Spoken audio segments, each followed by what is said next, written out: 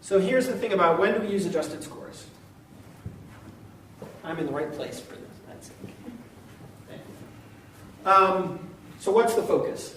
Are we interested in student outcomes?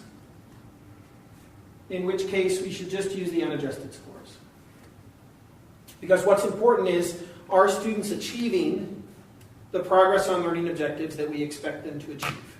Right? Are we getting above that threshold? Like for the adjusted scores, not the converted averages.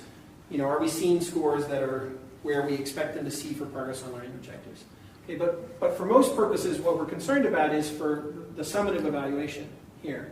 For instructor contributions, are the adjusted scores lower or higher than the unadjusted scores? Okay? If they're higher, use the adjusted scores. Everybody loves that. You have a lower score, it's adjusted, it's higher. The problem is people get...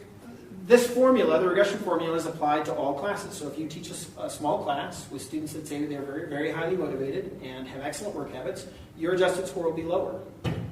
And so the question goes then, you know, should we be looking at those lower scores, the adjusted score? And what they say is, okay, do the raw scores meet or exceed expectations? In other words, when you look at that progress on learning objectives, are the students achieving what you expect them to achieve in the class?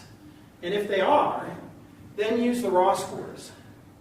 And I've heard this interpreted as basically, if the adjusted scores are higher, use those, and if the raw score is higher, use that. It's a little more nuanced than that, right? The idea is, if the raw results are showing that you're not achieving what you expect to achieve, and then the adjusted score is even lower, that's an obvious point for a conversation, right?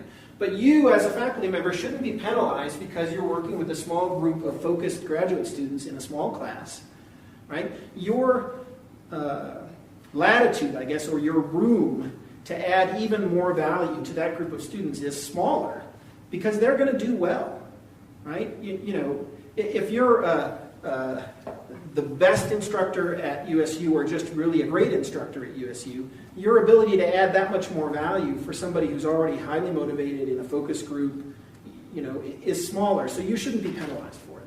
So the idea is, in general, if the raw score is satisfactory, if the raw score is satisfactory or better, use the raw score.